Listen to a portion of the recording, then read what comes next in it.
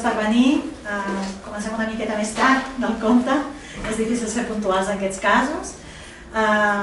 Bé, us explico una miqueta, us faig una mica d'introducció. Ens acompanyen el Joan i l'Ivan, que són advocats especialitzats en medi ambient i que faran tota la part jurídica sobre aquesta qüestió i que després farem una altra part, després de la xerrada, en el que podreu fer preguntes sobre els dubtes que tingueu sobre aquest tema. Us faig una mica de resum de com ha anat tot plegat. Suposo que heu anat seguint per premsa, però us explico una miqueta per sobre.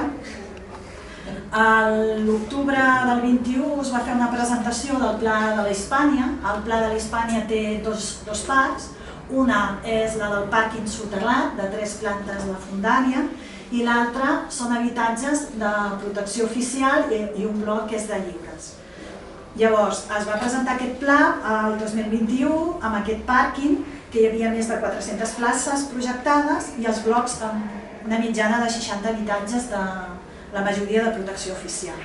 Després, entre el bloc i els edificis del Raval, hi ha un edifici municipal de planta baixa que farà com de pati de llums, amb zona de jardí al sostre, i que separarà els dos edificis.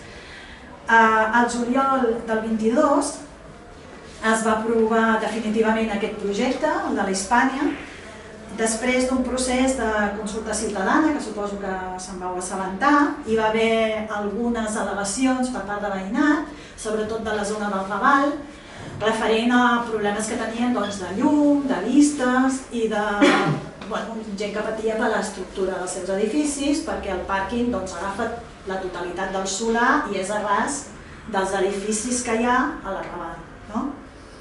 Aquestes al·legacions es van acceptar, es va modificar una mica el planell dels edificis, es va deixar més espai perquè tenien una servitud amb l'antic propietari que els permetia exercir aquest dret de llum i de vistes. En tot aquest procés, a través de les comissions informatives, que és un sistema que té l'Ajuntament en el que per seccions i per àmbits es van fent informació dels projectes, anava sortint aquest pla, el Pla de la Hispània. Això va començar el 2020, el 2022, com us dic, es va aprovar i el cost dels dos projectes és bastant elevat. Per tant, el pàrquing té un cost de 11 milions d'euros. Això vindrà finançat per un crèdit de Reus Mobilitat i Serveis, que és una empresa municipal, la que porta mercats, la que porta pàrquings i zones blaves, i després una part que serà una hipoteca sobre el mateix terreny per acabar de pagar aquests 11 milions d'euros que val el pàrquing. I després la part dels pisos, que val 10 milions d'euros. Això ho fa l'Ajuntament junt amb una altra empresa municipal, que és l'EDESA, i ho financen de forma conjunta. Llavors es va convocar, al setembre del 22, d'aquest mateix any, es va convocar una comissió extraordinària per tancar totalment el document de tot el pla del pàrquing i de l'edificació de la Hispània. Nosaltres vam veure que es va fer una comissió extraordinària, que hi havia molta pressa per part del govern per tancar aquest projecte, i en cada comissió informativa nosaltres ficàvem el punt d'atenció en el fet que hi havia molts informes mediambientals que desaconsellaven aquest pàrquing.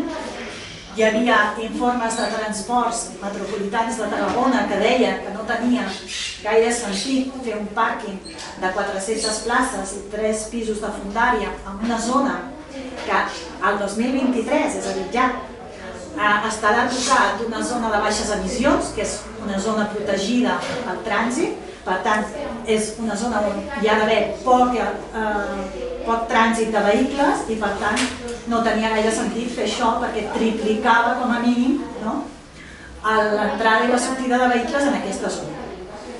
Altres valoracions que vam fer també mediambientals sobre aquest projecte és que estava mal dissenyat d'origen i, per exemple, la sortida de fums i de calor del pàrquing donava directament als edificis d'aquí, de l'esquerra. Per tant, aquesta font de calor contínua els hi perjudicaria, sí, precisament, els hi perjudicaria directament, el soroll i la calor i tal. Llavors això els van obligar a modificar-ho. Però quan es va aprovar definitivament aquest pla, en el projecte que ens van presentar sobre la taula, aquesta modificació encara no estava feta. Això mostra la pressa que tenia el govern de posar en marxa aquest pla. Clar, nosaltres dèiem que com podia ser que es votés aquest pla quan no estaven totes les modificacions legals fetes, però ells tenen molta pressa per portar-lo endavant. Llavors, vam demanar molta informació durant les comissions informatives i ens van presentar tota la informació, això ho fan molt els del govern, amb un PDF, amb un document de més de 10 pàgines, tot ple allí, amb plànols, fotos i tal, que per consultar-ho era bastant complicat, qualsevol ordinador tardava, trigava i trigava a carregar-se i a mirar la informació, i vam demanar que ens desglossessin dos dels informes, el d'anàlisi del sòl i el del procés de les obres. I no hi va haver manera que ens ho enviessin de forma individual. El que ens dona a entendre això és que no hi ha voluntat de transparència per part del govern. Llavors, com que nosaltres estàvem bastant escamades respecte a aquest projecte, vam dir, fem consulta. Vam consultar tècnics mediambientals i els hi vam passar els paràmetres que sortien en l'analítica del sòl en tot un sector que és l'S4, que és exactament el que coincideix amb les cotxeres de l'Espanya. Allí hi havia l'antiga companyia d'autobusos. El que diu el mateix informe és que pel tipus de producte tòxic que s'ha trobat i contaminant, el més probable és que l'empresa fes el canvi d'olis, de líquids de frens, de tot tipus de productes que porten els motors dels vehicles, que ho aboquessin directament al terra, és a dir, ho abocaven. I les bateries també van fer com un pou, un fosso sense aïllament, i ho anaven abocant tot allà.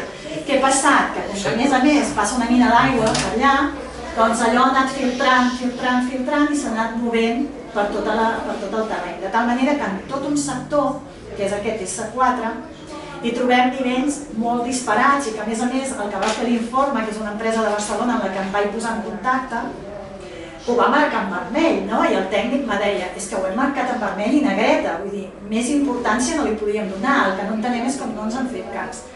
I el que hi havia, per exemple, era antimoni, arsènic, cadmi, mercuri, plom, uns nivells de plom exagerats, quan el nivell en qualsevol altra part del terreny és 14, en aquest sector és 820, 450, 720, vull dir, nivells molt elevats.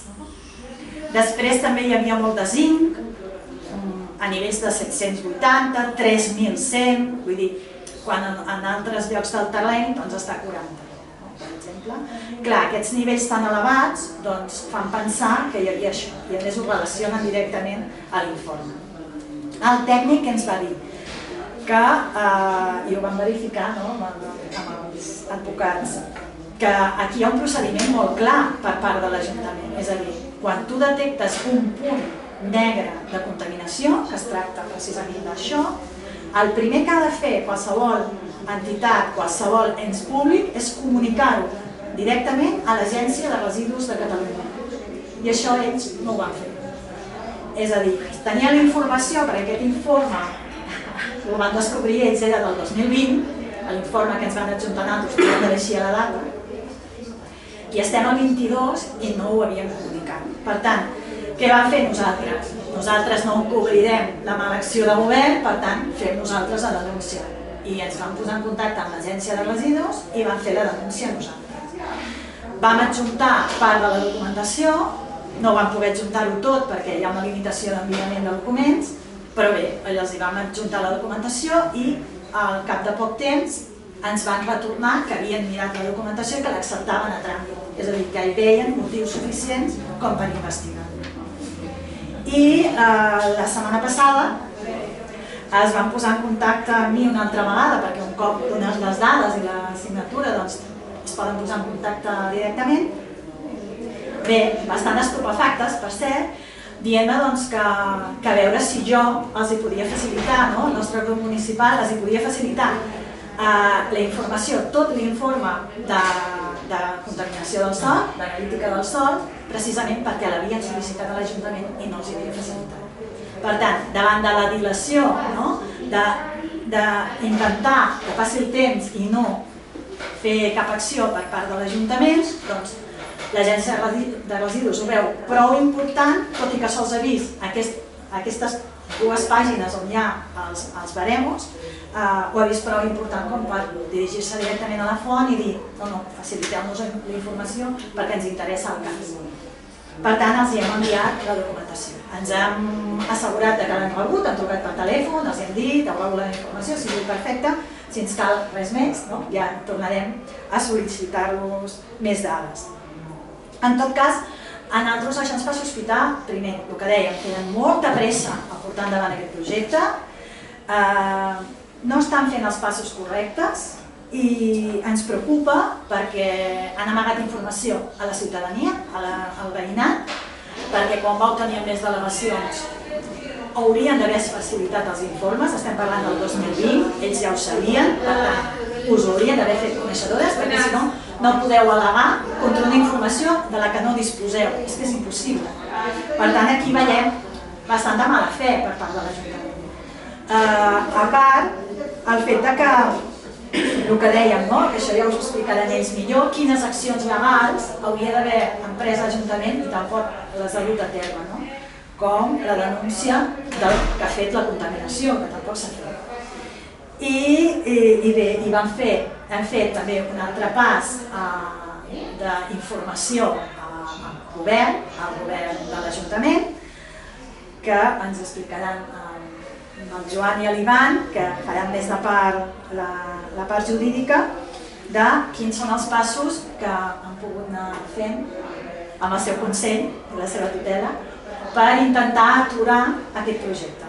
Nosaltres creiem que s'ha d'aturar, s'ha de plantejar molt bé, s'ha de tornar a valorar els pros i els contres, tenint en compte que tots els informes mediambientals van en contra del projecte i, si convé, no fer el projecte del pàrquing i optar per una zona verda o per qualsevol altra opció que el veïnat li convingui i que trobi que li interessa més que no pas moure aquesta terra que serà complicat de descontaminar. Llavors, doncs passa a vosaltres. Molt bé, Mònica, gràcies. Bé, d'entrada, les qüestions prèvies que plantejaves, és a dir, els veïns i veïnes, quan vau consultar el projecte, hauríeu d'haver tingut accés a aquesta informació? Evidentment que sí. Jo no sabia ni que hi havia projecte. Jo me'n vaig assabentar començant per això, no? I m'ho van dir gent. Volen fer això, que ja no és la primera vegada que volen fer coses aquí. Perquè jo aquí visco des dels 17 anys. Però bueno, que ja es va fer un altre projecte de fer coses. Passa que llavors allò...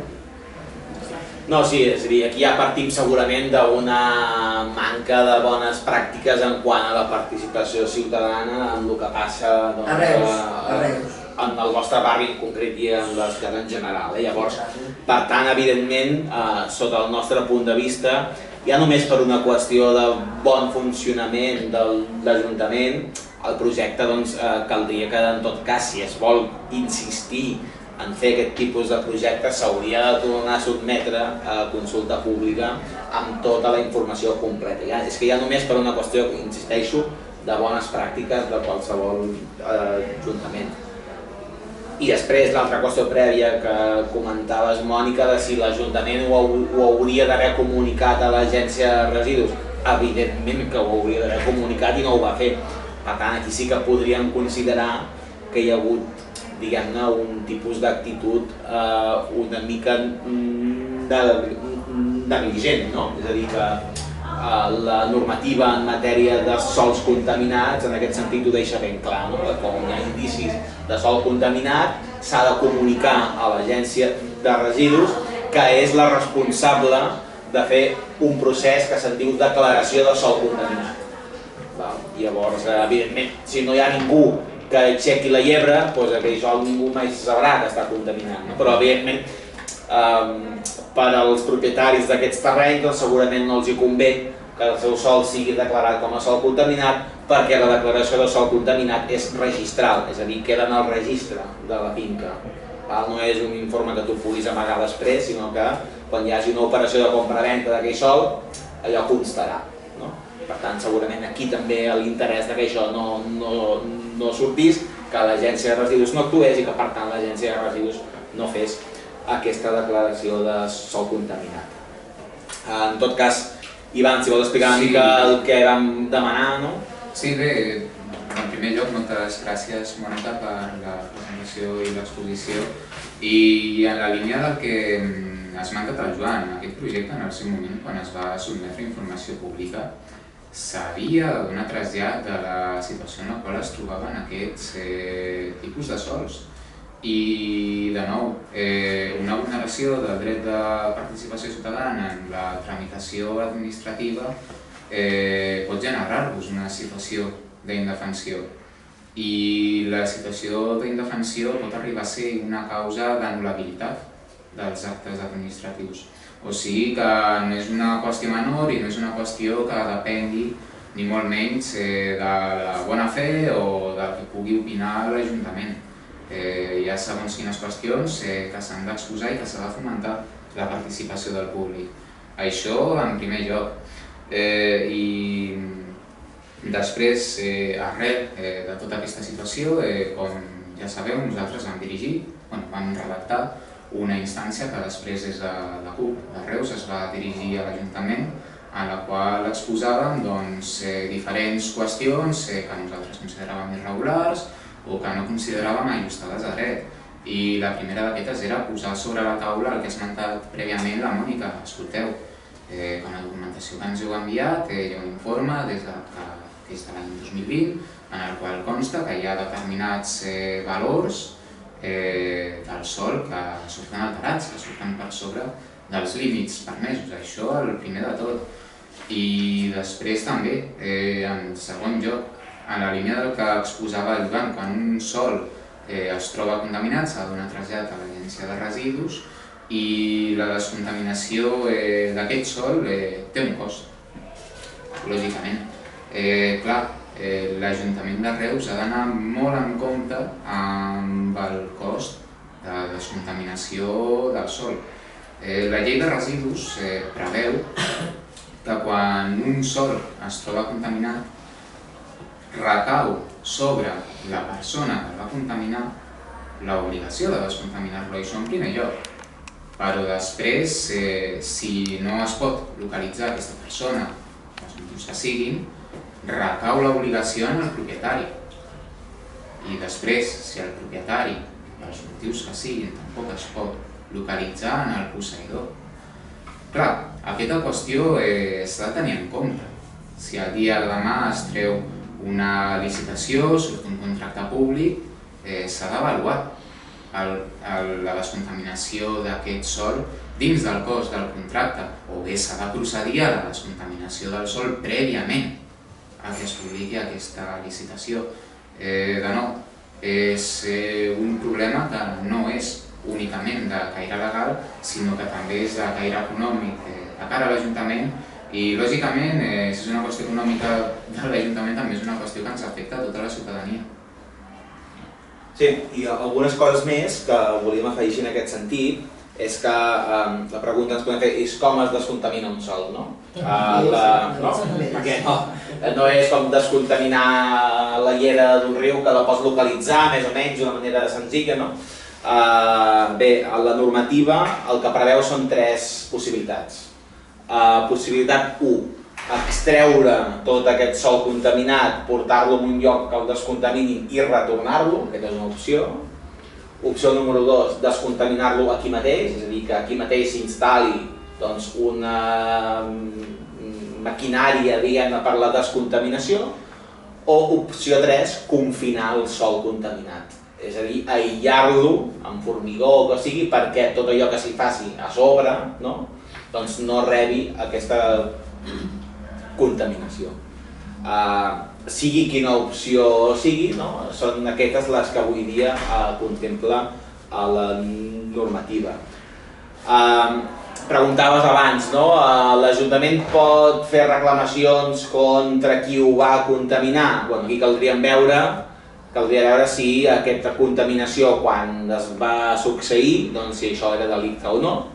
Això caldria veure, perquè segurament no sé de quins anys estem parlant, però en una època de normativa ambiental ben justa, i en el cas que s'hagués comès algun delicte caldria veure si hi ha prescrit o no prescrit. Per tant, en aquest sentit, nosaltres considerem que és una via potser mica complicada, però que caldria analitzar a fons per veure si realment hi hauria alguna opció en aquest sentit. I després, per acabar, deies la qüestió de si aquí es fa una zona de baixes emissions, quin sentit o quin encaix legal fins i tot tindria fer un aparcament. Bé, l'encaix legal en tot cas es definirà quan es faci la zona de baixes emissions i es redacti la normativa vinculada a aquesta zona de baixes emissions que dirà en determinats àmbits de Reus, al centre, es poden fer aparcaments o no se'n poden fer. Mentre això no hi sigui, ara mateix no hi ha un marc legal que ens digui no, aquí no podem fer un aparcament. Ara bé, no deixa de ser un contrasentit fer un aparcament quan saps que d'aquí un any o d'aquí dos limitaràs el trànsit en aquesta zona. Quan serà una zona amb el trànsit limitat i que avui dia ja té aparcaments. Per tant, en aquest sentit sí que considerem que podria ser un contrasentit. I finalment, a tall d'anècdota, deixeu-me explicar que a Flix, coneixeu el cas de Nercross i tota la contaminació que Nercross ha causat a Flix durant 125 anys. Bé, a més de la contaminació del riu Ebre i tot allò que van haver de construir per protegir la contaminació i poder descontaminar in situ, en aquell cas, els sòls, es va trobar també que Nercross havia abocat al seu dia residus i bidons de residus en solars a dins el nucli urbà de Flix, solars que posteriorment es van convertir en zones verdes. Després es van fer anàlisis no del sol, sinó de l'aire que hi havia a damunt d'aquelles zones verdes i es van trobar elevats índexs de contaminació. On vull anar a parar? Que si aquí es proposa fer una zona verda, que és molt lícit proposar-la, haurem de també tenir en compte el fet de la contaminació del sol. Perquè aixecar l'asfalt de l'aparcament, remoure la terra i tot el que això suposarà, molt probablement implicarà l'alliberament dels contaminants cap a l'exterior. Llavors, sí, es pot fer una zona verda, però, sens dubte, de la mateixa manera que exigim que si es fa un aparcament es tingui en compte la contaminació del sol, si es fa una zona verda, això també ho haurem de tenir en compte i segurament encara més justificadament, perquè la contaminació quedarà més exposada a l'aire lliure.